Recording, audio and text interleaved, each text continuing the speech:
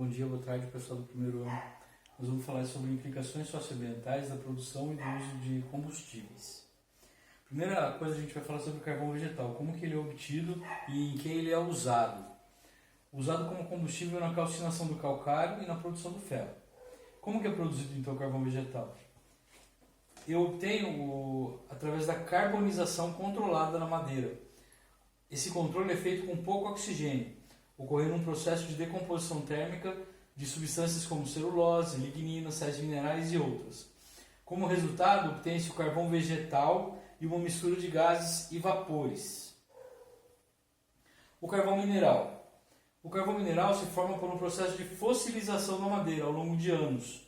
O principal uso da combustão do carvão mineral é para a geração de eletricidade em usinas termoelétricas. Isso é mais utilizado nos Estados Unidos e em alguns outros países. Carvão vegetal. Então eu tenho lá, e carvão mineral, né? Baixa remuneração, degradação de floras e faunas, falta de segurança, degradação do solo, riscos de contaminação de gases tóxicos, poluição dos cursos de água, queimaduras, riscos à saúde, explosões, incêndio, falta de preparo técnico, desmoronamento, equipamentos apropriados, inundações, sem registro de crianças, adolescentes no trabalho, exposição a agentes carcinogênicos. Carvão mineral. O carvão mineral é um recurso não renovável, porque ele é extraído da natureza. Os impactos ambientais do uso do carvão nas usinas termoelétricas são chuva ácida e efeito estufa. Então, quais as vantagens e desvantagens do uso do carvão mineral? O carvão mineral apresenta elevada eficiência energética. É o combustível fóssil, desvantagem, né? É o combustível fóssil que mais polui o meio ambiente e provoca impactos ambientais negativos, tanto na sua extração como na sua utilização. Produz quantidades significativas de energia por unidade de peso. Desvantagem. Por ser uma fonte de energia não renovável, suas reservas podem esgotar-se com o tempo. Uma vantagem. É de fácil localização e possui depósitos em diversas regiões do mundo. Desvantagem. A queima do carvão mineral emite na atmosfera gases poluentes, colaborando então para o agravamento do efeito estufa. Uma vantagem. Como fonte de energia e quando comparado às fontes de energia alternativas, apresenta melhor custo-benefício. E uma última desvantagem, por ser um combustível fóssil que inflama com facilidade, seu armazenamento deve ser feito com cuidado a fim de evitar explosões. Vamos pensar um pouquinho, vou dar um tempinho aí para vocês. Como que é produzido o carvão vegetal? Lembra que nós vimos lá no texto? Então vocês voltem lá no texto para olhar como que a gente produz o carvão vegetal, quais são os problemas ambientais e sociais que podem ser causados por essa produção. Quais são os tipos de indústria que utilizam o carvão como combustível? E quais são as desvantagens da utilização do carvão mineral? Quais são as desvantagens da utilização do carvão vegetal?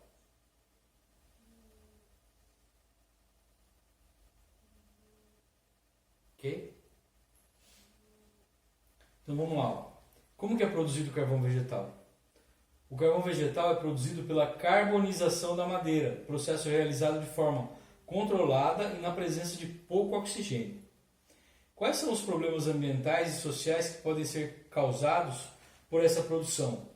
Problemas ambientais, degradação do meio ambiente, trabalho de baixa remuneração, sem registro, falta de segurança, falta de preparo técnico e de equipamentos apropriados. Legal? Quais são os tipos de indústria que utilizam o carvão como combustível? Usinas termoelétricas, siderúrgicas, indústrias que necessitam de geração de energia térmica para seus processos, como as indústrias produtoras de cal, etc. Quais são as vantagens e desvantagens da utilização do carvão mineral? Vantagens: recurso renovável. Desvantagens: são necessários vários dias para sua obtenção. Sua produção pode degradar o meio ambiente. Quais são as vantagens e desvantagens da utilização do carvão vegetal? Vantagens: extração de combustível direto da natureza. Desvantagens: recurso não renovável, sua extração pode degradar o meio ambiente. Legal? Anota aí no caderno para mandar uma foto para mim. Efeito estufa, que é causado pela utilização dos combustíveis. O efeito estufa é um fenômeno natural, então ele ocorreria normalmente. Então os raios UVA e UVB entram na atmosfera e o efeito estufa é, quanto maior a concentração dos gases no meio ambiente, mais difícil vai ser o raio UVA e UVB de sair da Terra. Ou seja, vai ter mais energia térmica dentro do nosso planeta, mais calor dentro do nosso planeta, causando o efeito estufa. Esse processo é responsável por manter a Terra em uma temperatura adequada, garantindo o calor necessário. Sem ele, certamente nosso planeta seria muito frio e a sobrevivência dos seres vivos seria afetada. Então é um efeito comum, só que ele é agravado pela concentração maior de gases na atmosfera, como o gás carbônico, por exemplo. Como que ocorre o efeito estufa? Quando os raios solares atingem a superfície terrestre, cerca de 50% ficam retidos na atmosfera devido ao efeito estufa. A outra parte atinge a superfície terrestre, aquecendo-a e irradiando calor. Os gases de efeito estufa podem ser comparados a isolantes, pois absorvem parte da energia irradiada pela Terra. O que acontece é que, nas últimas décadas, a liberação de gases de efeito estufa, em virtude de atividades humanas, aumentou consideravelmente. Com esse acúmulo de gases, mais quantidade de calor está sendo retirada na atmosfera, resultando no aumento de temperatura. Essa situação dá origem então ao aquecimento global. Como que funciona o efeito estufa? Olha lá, os raios UVA e UVB, a superfície da Terra, produzindo os gases que vão barrar a saída desse raio UVA e UVB, então faz com que aumente a temperatura. Legal?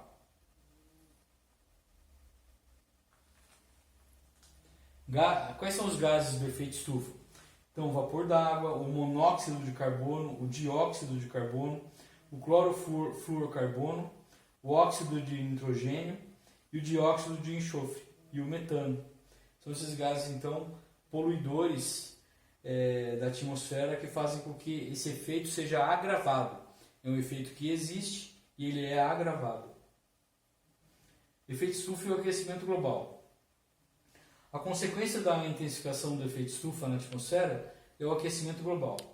O aquecimento da Terra resultará nos seguintes efeitos: derretimento de grandes massas de gelo nas regiões polares, ocasionando o aumento do nível do mar, e isso poderá levar à submersão de cidades litorâneas, forçando a migração de pessoas.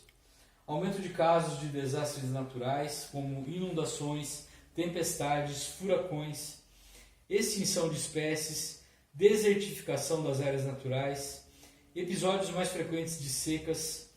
As mudanças climáticas podem ainda afetar a produção de alimentos, pois muitas áreas produtivas podem ser afetadas. Como evitar tudo isso? Segundo o painel intergovernamental sobre mudanças climáticas, entre os anos de 2010 e 2050, a emissão de gases de efeito estufa deve ser reduzida de 40% a 70%. Para isso, os países devem estabelecer metas de redução da emissão de gases. Uma das possibilidades que já é realidade em alguns países é o uso de fontes alternativas de energia renováveis e limpas, substituindo o uso de combustíveis fósseis. Além disso, ações cotidianas podem colaborar para conter o efeito estufa. Por exemplo, reduzir a utilização de transportes em pequenos trajetos, optar pelo uso de bicicleta ou de transporte coletivo, usar produtos biodegradáveis, incentivar a coleta seletiva. São ações que você pode fazer em sua casa mesmo para poder diminuir esse efeito. Então agora vamos pensar um pouquinho. A produção e o uso de combustíveis têm ocasionado problemas ambientais e de saúde? Quais? O efeito estufa é maléfico para o ser humano? Em que condições? O efeito estufa é prejudicial para o planeta? Quais gases estão envolvidos no seu aumento? Quais atividades humanas intensificam o efeito estufa? E quais são as principais consequências climáticas? Agora, chuva ácida. A chuva é naturalmente ácida, mesmo em locais não poluídos. Isso ocorre por causa da presença do dióxido de carbono, CO2, que reage com o vapor d'água, formando um ácido carbônico, H2CO3, conferindo um pH de 1 a 5,6 para essa chuva, que é muito ácido, né? Esse ácido formado ele é instável, então às vezes ele se transforma em água, às vezes em gás carbônico, mas quando ele está na forma ácida, ele vai causar então a chuva. Entretanto, quando aumenta a quantidade de certos poluentes atmosféricos, como o dióxido de enxofre, óxido de nitrogênio, a chuva pode se tornar excessivamente ácida, em razão da reação desses gases com a água, produzindo principalmente ácido sulfúrico, que é o H2SO4, e o ácido nítrico, HNO3. Nesse caso, usa-se a expressão chuva ácida. A chuva ácida pode ter origem natural ou antrópica. Natural. Os vulcões são agentes naturais que favorecem a formação de chuva ácida, pois lançam gases, partículas e compostos de enxofre e poeira à atmosfera. Os processos biológicos que se realizam no solo, pântanos e oceanos também são agentes que podem desencadear a chuva ácida. Ação antrópica. Atividades industriais, como queima de combustíveis fósseis, pelo transporte, fábricas e usinas termoelétricas que emitem grande quantidade de gases poluentes à atmosfera, os quais podem desencadear a formação de chuva ácida. Composição da chuva ácida. A chuva ácida é composta por ácidos concentrados como óxido de enxofre, decarbono, nitrogênio e dióxido de enxofre. Esses óxidos reagem com a água formando ácidos.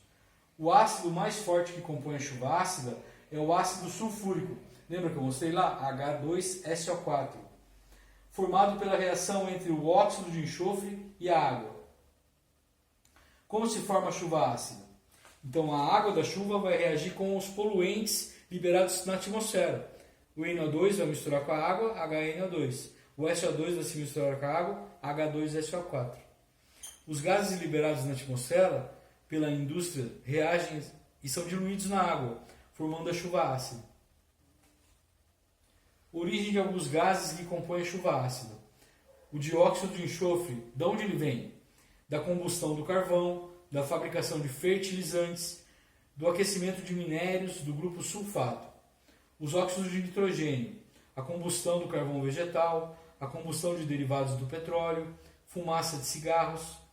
O ácido clorídrico, indústrias de fertilizantes, indústrias eletroquímicas, combustão de materiais e compostos por cloro. O ácido fluorídrico, indústrias de vidro, fundições de metais pesados, indústria de fertilizantes, que produzem então todos esses compostos que vão fazer parte da chuva ácida. Consequências. A chuva ácida é considerada um problema de grande impacto ambiental, pois pode provocar a devastação de florestas, acidificando o solo e matando as plantas. Ela afeta também os ambientes aquáticos, provocando a morte de peixes e de outros animais. Outros problemas que ela causa são a transformação da superfície do mármore, que é carbonato de cálcio, de monumentos em gesso, provocando sua erosão e a corrosão de materiais metálicos de edifícios em construção.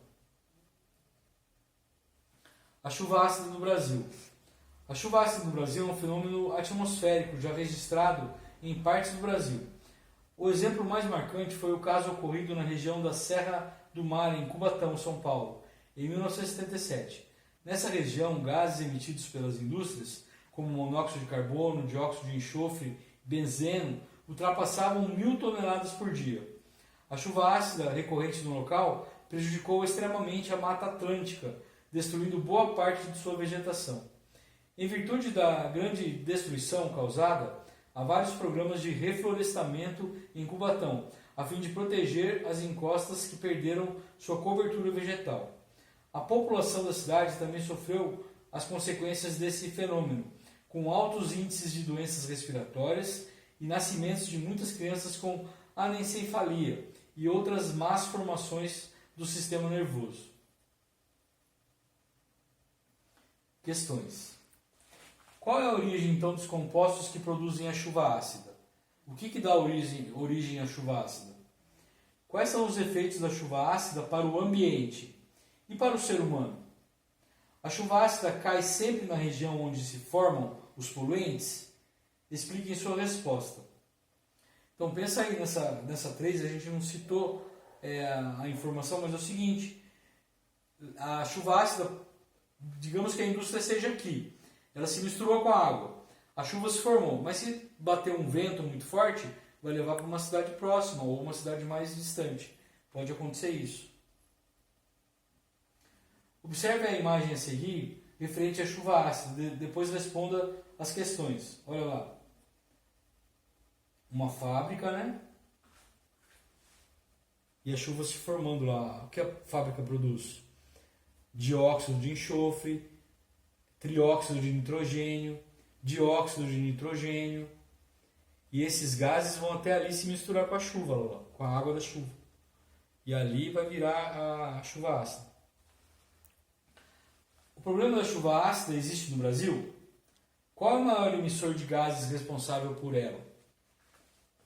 A chuva ácida cai sempre na região onde se formam os poluentes? Existe possibilidade de reduzir a chuva ácida? Que medidas poderiam ser tomadas para amenizar esses fenômenos?